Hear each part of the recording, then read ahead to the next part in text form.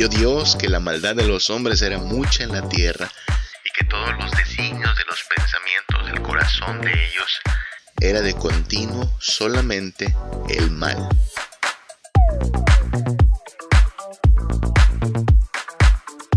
Si decimos que no tenemos pecado, nos engañamos a nosotros mismos y la verdad no está en nosotros.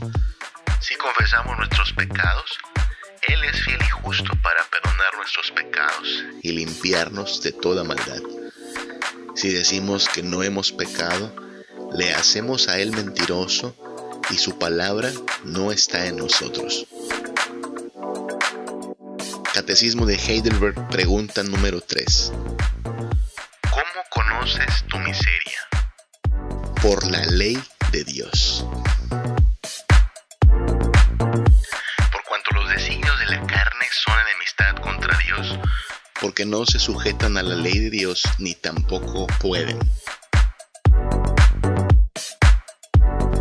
Porque en otro tiempo también éramos insensatos, rebeldes, extraviados, esclavos de concupiscencias y deleites diversos, viviendo en malicia y envidia, aborrecibles y aborreciéndonos unos a otros.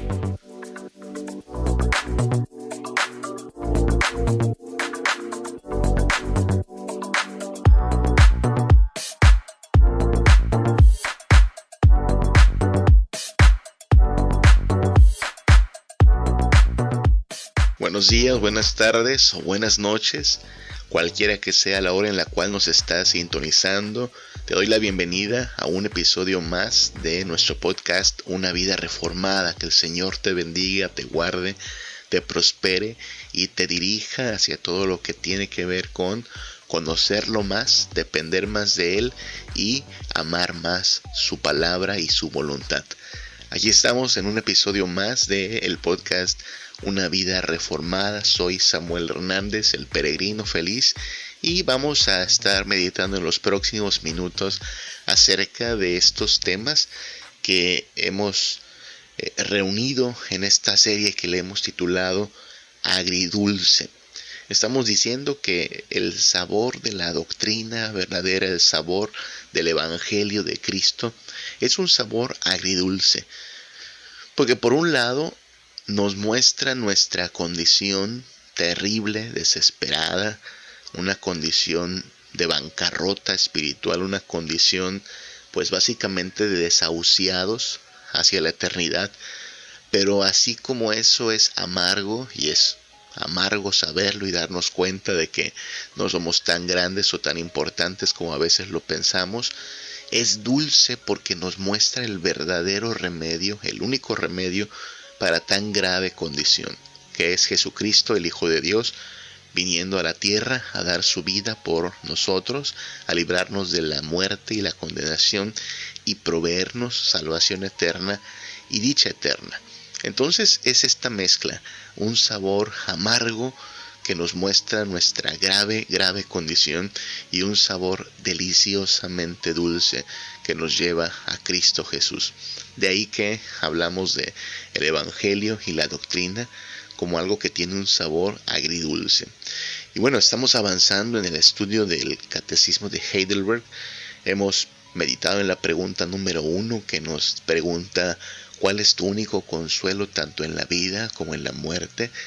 Hemos estudiado la pregunta número 2 que tiene que ver con el qué cosas necesitamos saber para gozar precisamente del consuelo que nos da Jesucristo. Y ahora la pregunta número 3 pues es una continuación de la número 2. La pregunta número 2 era ¿qué cosas debes saber? Y ya en la respuesta a la pregunta número 2 lo primero que debemos saber es la terrible condición en que nos encontramos. Y entonces la pregunta número 3 es precisamente esa. ¿Cómo conoces tu miseria? ¿Cómo conoces tu miseria? ¿Qué es miseria? Primero que nada, hablemos de esa palabra, miseria. Porque a lo mejor estamos muy acostumbrados a equiparar miseria solo con una condición de pobreza, una condición de carencia, cuando alguien no tiene trabajo, no tiene para llevar el sustento a su casa, no tiene ropa, no tiene casa, decimos vive en la miseria. Y ciertamente esa es una de las formas en que se manifiesta la miseria, ¿no? Una persona que no tiene lo suficiente o lo básico para vivir, bueno, sí, vive en miseria.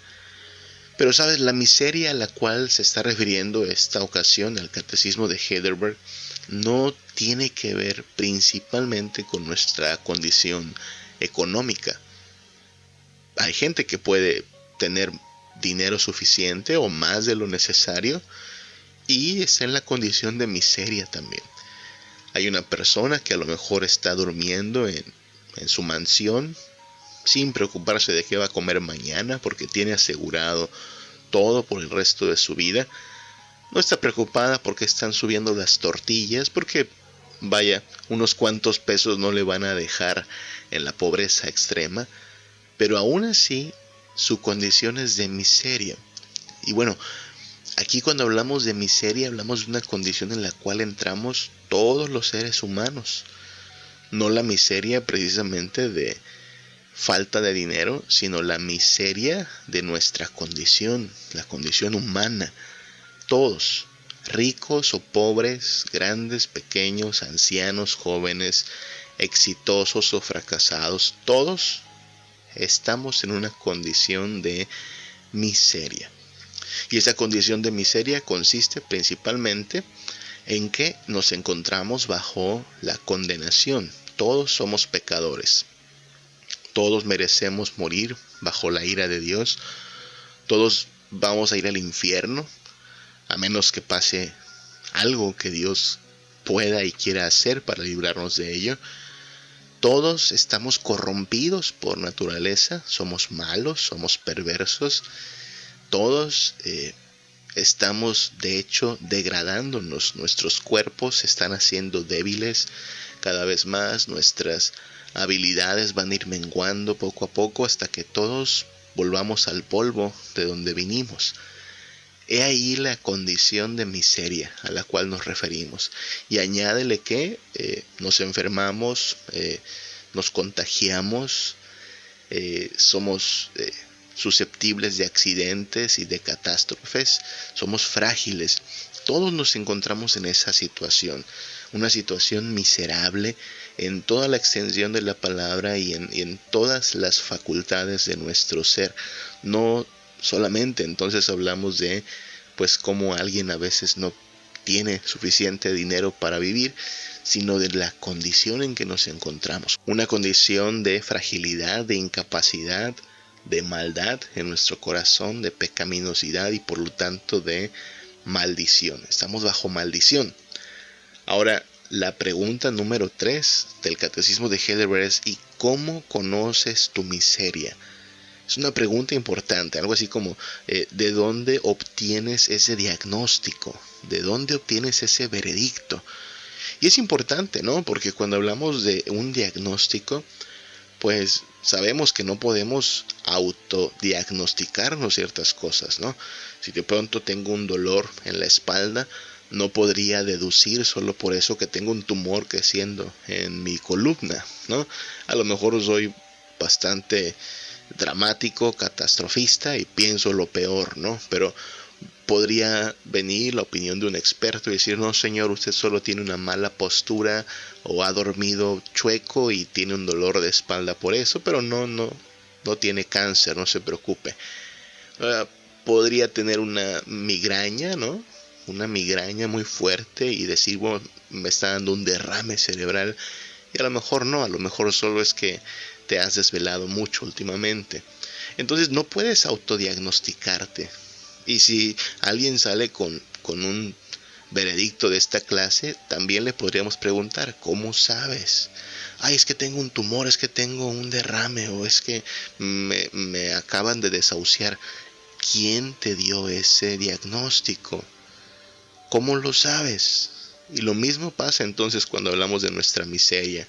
Soy pecador, no valgo tanto como pretendo, voy camino al infierno, Dios está enojado conmigo. La pregunta sería: ¿y de dónde sacas esos pensamientos? ¿Cómo conoces tu miseria? ¿Cuál es la respuesta a esta pregunta? La pregunta número 3 del Catecismo de Heidelberg. ¿Cómo conoces tu miseria? Bueno, la respuesta es muy cortita. La respuesta es por la ley de Dios. Por la ley de Dios. ¿Qué te parece? ¿Cómo conoces tu miseria? Por la ley de Dios. Yo no sé qué concepto tengas de la ley de Dios. La ley de Dios es esta perfecta declaración acerca de la voluntad de Dios para su pueblo, dada originalmente al pueblo de Israel, pero ahora sabemos que toda la cristiandad también se debe someter a la ley de Dios. La ley de Dios no pasa. No sé qué pienses tú, pero Jesucristo, cuando vino a la tierra, dijo que no debiésemos pensar que Él vino a cancelar la ley. No se cancela la ley. La ley tiene que cumplirse. Los hijos de Dios tenemos que cumplir la ley, y podemos cumplir la ley porque Él nos está ayudando a hacerlo por su Espíritu Santo. Pero estamos avanzando bastante ya, porque antes de poder cumplir la ley por el poder del Espíritu Santo, necesitamos entender la ley aún en nuestra condición de incapacidad. Entonces vamos a retroceder un poquito, unas cuantas cuadras, antes de hablar de cómo la ley nos bendice, y tenemos que hablar de cómo la ley nos maldice, porque la ley nos da a conocer nuestra miseria precisamente al dejarnos bajo maldición. Y aquí ya podrías tú pensar, wow, pero una ley que te causa daño no suena que sea algo bueno, ¿no? Y bueno, el problema no es la ley, ¿sabes? La ley es perfecta, la ley es buena. La ley no es la que nos causa daño. El pecado es el que nos acarrea la condenación de la ley. Y estamos hablando en términos legales, claro que sí, porque cuando hablamos de nuestra relación con Dios, no estamos hablando de un asunto sentimental, de un asunto subjetivo. Estamos hablando de una relación basada, sí, en nuestra condición delante de Él. Y sí, cuando hablamos de nuestra relación con la ley, estamos hablando de asuntos legales. Es necesario entonces que tengamos una visión correcta de la ley, ¿sabes? No sé por qué muchas personas a veces llegan a pensar que la ley solo tenía que ver con el pueblo de Israel, que solo Israel tenía que cumplir la ley, y que nosotros, como no somos ni judíos ni vivimos en la época del Antiguo Testamento, pues ya no tenemos que preocuparnos por la ley. Pero te repito, la ley no ha sido abrogada, la ley sigue vigente. Seremos juzgados los hombres y las mujeres por la ley de Dios. Si tú no has cumplido la ley de Dios, si tú no has vivido para cumplir los 10 mandamientos y todos los demás estatutos, preceptos y decretos que Dios ha emitido en su palabra, tú y yo estamos en serios problemas ante el tribunal de Dios. Tú y yo tenemos problemas legales ante Dios. Necesitamos pues una especie de amnistía, una especie de perdón que se nos otorgue, que al mismo tiempo asegure que nuestro expediente va a dictar que somos cumplidores de la ley, pero tú y yo sabemos que no la hemos cumplido. Así es que he ahí nuestro grave problema y nuestra grave condición. La ley de Dios emite un veredicto sobre aquellos que la quebrantan, y el veredicto es culpable. Y todo culpable ante la ley de Dios no merece sino la muerte y la ira eterna de Dios, porque según la misma palabra de Dios, el alma que peca, ésta debe morir, y la paga del pecado es muerte. Así es que tenemos problemas con la ley. Hablemos un poquito acerca de la ley entonces. ¿Qué onda con esta ley? ¿Qué pasa con esta ley que termina condenándonos? Bueno, aunque esto es lo que hace la ley de Dios, que nos condena por causa del pecado, repito que la ley es buena. La ley es buena. Si tú lees el Salmo 119, puedes leer la oración de alguien que ama la ley de Dios, que le dice a Dios: deseo tu ley, amo tu ley, quiero conocer tu ley, quiero servirte, quiero obedecerte, y que tu ley sea más dulce que la miel a mi paladar. Esto es alguien que ama la ley de Dios. Y la pregunta sería: ¿por qué alguien ama la ley de Dios si la ley de Dios le condena? Bueno, más adelante hablaremos del sabor dulce de la ley de Dios, pero hay que hablar primero del sabor amargo. Pero no porque nos sepa amargo algo es malo necesariamente. La ley de Dios nos sabe amarga a causa del pecado, pero si no tuviésemos pecado, si fuésemos librados de la corrupción del pecado, la ley de Dios sería fuente también de gozo, de esperanza, de certeza. Así es que la ley es buena. El problema está en nosotros. La ley es buena porque nos revela el carácter de Dios, ¿sabes? La ley es revelación, nos da a conocer el carácter de nuestro Dios. Un Dios que es perfecto, intachable, un Dios que es incorruptible. Este es el Dios que emite leyes tan perfectas como las tenemos en la palabra reveladas. Efesios capítulo 2, versículo 3, dice Pablo que nosotros anduvimos en otro tiempo en los deseos de nuestra carne, haciendo la voluntad de la carne y de los pensamientos, y éramos por naturaleza hijos de ira, lo mismo que los demás. En otro tiempo, los cristianos, como todos los seres humanos, todos vivimos haciendo la voluntad de la carne, es decir, la voluntad del pecado, de la corrupción. Y por naturaleza solo éramos hijos de ira. Es decir, nos merecíamos todo el aborrecimiento de Dios. ¿Por qué?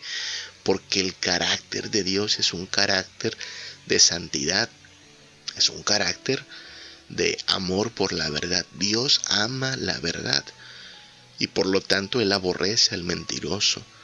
Dios ama la justicia y por lo tanto Él aborrece el robo, el asesinato, la calumnia, porque Dios ama la justicia. Dios ama la santidad y por eso mismo Él maldice al idólatra, Él maldice al profano, porque Él ama la santidad. Entonces, la ley nos revela un carácter de una persona, Dios, perfecta en toda la extensión de la palabra, sin mentira, sin injusticia, sin maldad, sin perversidad. Si nosotros hubiésemos hecho las leyes, no habríamos emitido esta clase de leyes. Si nosotros hubiésemos hecho los 10 mandamientos, no tendríamos los 10 mandamientos de la Biblia. A lo mejor mis 10 mandamientos dirías, amarás el chocolate por sobre todas las cosas. Pues sí, una persona glotona a lo mejor eso es lo que quisiera. Y trabajarás 2 días a la semana y descansarás 5 días. Y eso es lo que un ocioso quisiera. Y tendrás todas las esposas que quieras. Sí, eso es lo que un promiscuo quisiera. Pero no es la clase de mandamientos que tenemos. Repito, estos mandamientos tan perfectos reflejan un carácter intachable, inmaculado, santo, perfecto.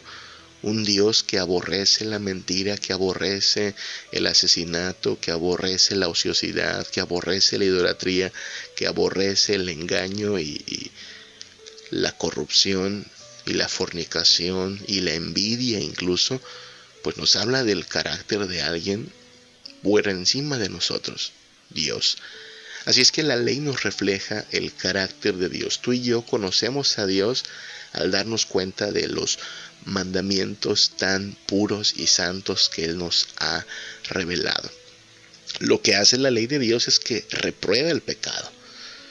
La ley termina por reprobar el pecado porque reprueba todo lo que Dios aborrece.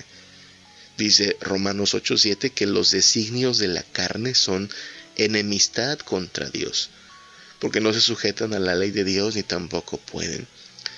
Todo lo que hacemos pecaminosamente, todo lo que hacemos en extravío de Dios, que es santo y verdadero, tiende a dejarnos bajo la ira de Dios.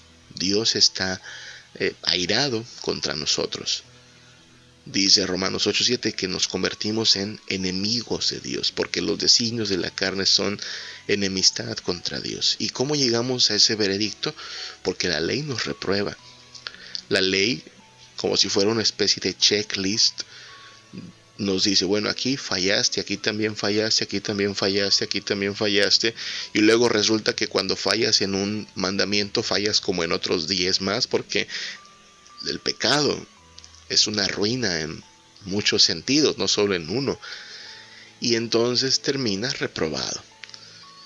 Y aquí no hay algo así como pasar de panzazo, pasar por el promedio, no. O cumples perfectamente la ley de Dios o la transgredes. No importa si es solo un pequeño mandamiento el que crees que has transgredido. La misma palabra de Dios nos dice que quien falla en uno, falla en todos. Así es que terminamos reprobados. No son buenas noticias. Son noticias con sabor amargo. La ley de Dios termina reprobándonos. Ahora, el hecho de que la ley de Dios nos repruebe no significa que la ley de Dios no tiene cierta utilidad, ¿sabes? La ley de Dios es útil aún en un mundo pecaminoso y entre gente corrompida como nosotros, porque la ley sirve para restringir la maldad. Sí, nosotros somos criaturas perversas, pecaminosas, corrompidas, pero todavía queda en nosotros el vestigio de cierta conciencia. Vaya, sabemos la diferencia entre lo bueno y lo malo, sabemos la diferencia entre la mentira y la verdad. Algo en nosotros nos acusa cuando cometemos una de nuestras fechorías. Algo en nosotros nos dice cuando algo está bien hecho. Sabemos que ayudar al necesitado, al pobre, al desvalido es bueno. Sabemos que despojar al pobre de lo poco que tiene es malo. Claro, también queremos a veces apagar esa vocecita que es la conciencia y terminamos yendo en contra de ella. Pero incluso los gobiernos humanos han tomado parte de la ley de Dios para hacer sus propias leyes. Por eso en cualquier sociedad está prohibido matar al prójimo, nada más porque sí. Por eso está prohibido robar. Ahora, ¿de qué sirve entonces la ley si de todos modos, como dice la frase, ¿no? Las leyes se hacen para romperse y terminamos a veces rompiendo nuestras leyes? Bueno, sirve al menos para restringir la maldad. Al menos por temor a que te lleven a la cárcel, por temor a que te acusen, por temor a que vengan las represalias. Lo pensarás 2 veces antes de tomar lo que no es tuyo. Lo pensarás 2 veces antes de causarle daño a tu prójimo. Si el problema, repito, no es la ley de Dios, el problema somos nosotros. Ya desde Génesis 6:5 dice la Biblia que Dios vio que la maldad de los hombres era mucha en la tierra y que todo designio de los pensamientos del corazón de ellos era de continuo solamente el mal. Y esto es lo que dio lugar a la necesidad de un diluvio, ¿no? Porque la maldad de los hombres era mucha en la tierra y entonces Dios envía como castigo el diluvio para eliminar a los pecadores de la tierra. Pero si Dios tuviera que mandar un diluvio cada vez que la maldad se multiplica, imagínate, ya llevaríamos unos 100 diluvios en la historia de la humanidad. No, el ser humano es corrupto por naturaleza. No significa que somos tan malos como podríamos ser, no, pero sí significa que somos capaces de las peores fechorías, de las peores maldades. Somos malos, somos corruptos y necesitamos la ayuda de Dios. Y hasta que Dios no nos ayude, la ley sirve al menos para restringir la maldad. La ley sirve al menos para poner un freno a la maldad. Nos da cierto temor a que nos encarcelen, a que vengan las consecuencias y entonces tengamos que pagar por nuestros malos actos. Y entonces la ley sirve para eso. Restringe la maldad. No la resuelve, no la elimina, pero sí la restringe, porque revela nuestra corrupción. Ante la ley no podemos escondernos, ante la ley no podemos nosotros decir, bueno, no soy culpable, por favor, mírame que soy algo bueno, soy algo bien portado. No, ante la ley de Dios no podemos maquillar nuestra maldad. Dice primera de Juan 1, del 8 al 10, que si decimos que no tenemos pecado, nos engañamos a nosotros mismos y la verdad no está en nosotros. Dice el versículo 10, si decimos que no hemos pecado, le hacemos a él mentiroso. ¿Qué te crees tú, que Dios dice mentiras? ¿Qué te crees tú, que la ley de Dios se equivoca? A lo mejor aquí en la tierra tú puedes ir por una segunda o tercera opinión cuando un doctor te da un diagnóstico que no te convence. Bueno, sí, el doctor no lo sabe todo. Ve por una segunda o tercera opinión. Y claro, en esta tierra, si tú fueras a un tribunal y el tribunal te acusa de algo, tú podrías apelar a un tribunal superior diciendo, miren, le caigo mal al juez o le pagaron para que me deje como culpable. Bueno, sí, en esta tierra eso pasa. Los jueces se corrompen, se equivocan, los tribunales no hacen las cosas del todo bien. Pero ante la ley de Dios, no puedes acusar tú de que cometieron un error, de que hubo una injusticia. Hablamos del Dios que es perfecto, hablamos de una ley que es perfecta. Y no puedes tú salir con que no eres pecador, con que no, ¿sabes qué? Yo no soy ese que dice allí el veredicto. No, sí. Si decimos que no tenemos pecado, nos engañamos a nosotros mismos y la verdad no está en nosotros. ¿Qué es lo mejor que podemos hacer con el pecado? Una vez que ya fuimos expuestos por la ley de Dios, una vez que ya la ley de Dios dice, eres culpable, has hecho lo malo, has vivido en necedad, en rebelión contra Dios, lo mejor que podemos hacer es confesar nuestro pecado. Dice primera de Juan 1:9 que si confesamos nuestros pecados, Él es fiel y justo para perdonar nuestros pecados y limpiarnos de toda maldad. ¿Qué te parece? La ley nos lleva a ese punto de desesperación, a ese punto en que ya no podemos ocultar nuestra maldad, precisamente para que al vernos expuestos en toda nuestra perversión, en toda nuestra culpabilidad, caigamos de rodillas, reconociendo que somos pecadores, que somos indignos, que no podemos hacer nada para salvarnos a nosotros mismos, y entonces, por ese veredicto de culpabilidad, es por el cual vamos a Cristo a pedirle que perdone nuestras culpas, que resuelva nuestro problema de corrupción, que su bendita sangre nos lave una y otra vez del pecado. ¿Te das cuenta lo que ha pasado una vez más? Lo que comienza por un sabor amargo, por un trago difícil, nos lleva a lo más dulce que es el Evangelio de Jesucristo. Y así como acabamos de descubrir por la ley de Dios que somos tremendamente pecadores, horrendamente culpables, podemos mirar la cruz de Cristo y darnos cuenta que somos también tremendamente afortunados de que el Hijo de Dios esté dispuesto a perdonarnos, lavarnos de nuestra maldad y darnos una nueva vida. Y entonces podemos ver en Cristo la razón de nuestra alegría, porque por Él, por su sangre, somos libres de la ira, de la condenación, del tormento eterno. ¿Qué ha hecho la ley? Bueno, la ley de Dios nos ha llevado a la humillación, mostrándonos que no somos dignos más que del infierno, pero nos ha puesto en la posición de tener que mirar a Cristo como nuestra única alternativa y saber que solo en Él podemos tener perdón de pecados y vida eterna. Y a partir de allí entonces la ley se convirtió también en nuestro aliado, porque nos llevó a Cristo, porque nos demostró que aunque somos pecadores, Cristo vino precisamente a buscar a pecadores y llamarnos al arrepentimiento. ¿Sabes qué va a pasar a partir de allí? Cuando tú y yo nos arrepentimos, cuando miramos a Cristo y cuando creemos en Él y le pedimos perdón por nuestros pecados y clamamos que nos limpie, que nos sane, que nos restaure, bueno, lo que va a pasar es que la ley de Dios seguirá siendo útil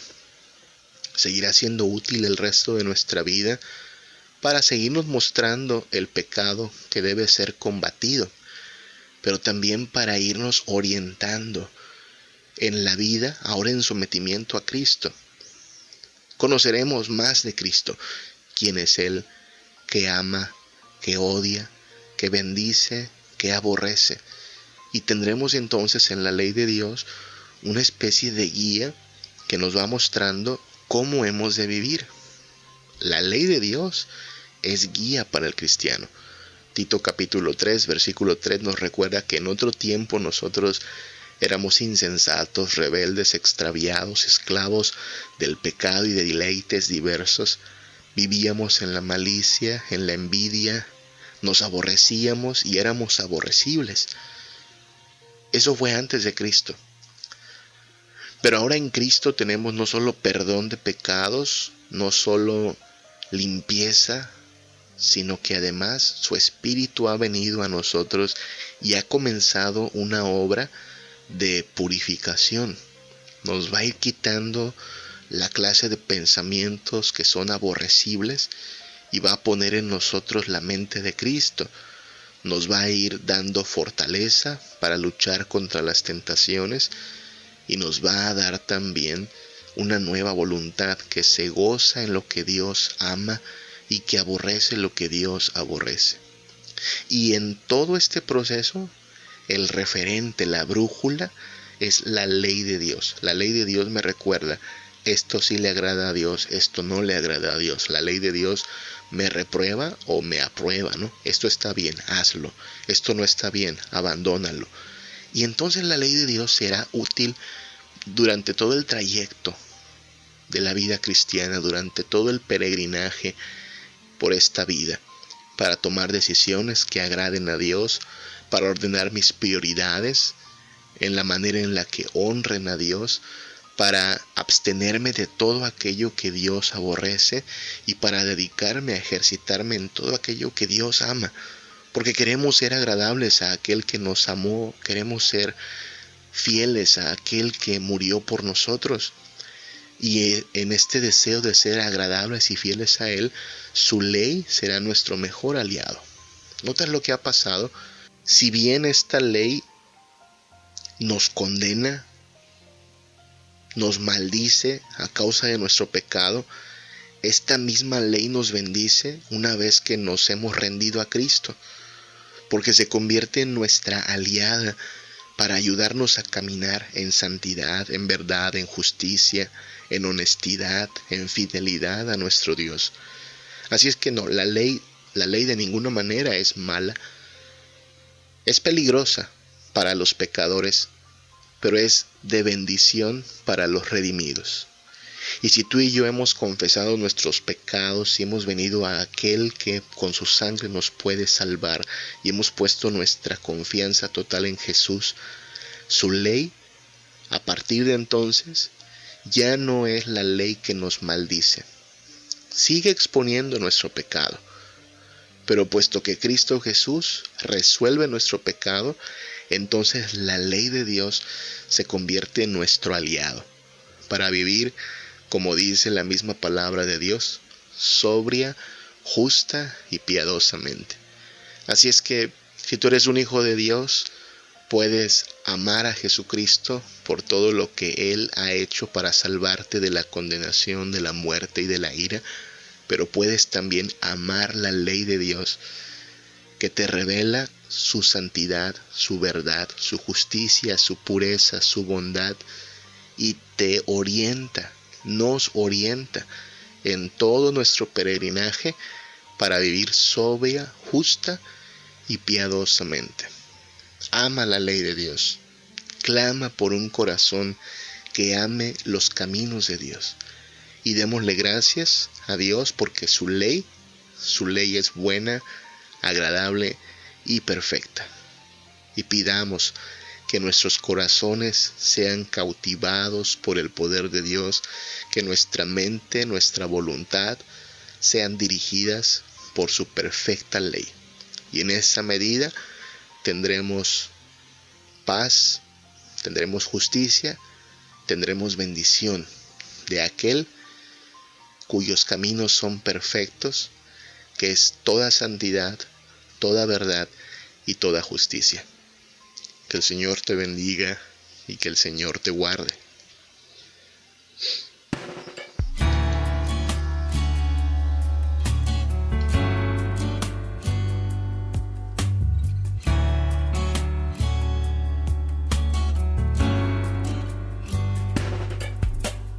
Dios de mi salvación, ante ti estoy. Necesito de tu amor y tu perdón. No alejes de mí tu presencia, lléname con tu Espíritu Santo. Dios de mi salvación, ante ti estoy. Necesito de tu amor y tu perdón. No alejes de mí tu presencia, lléname con tu Espíritu Santo. Purifícame y límpiame.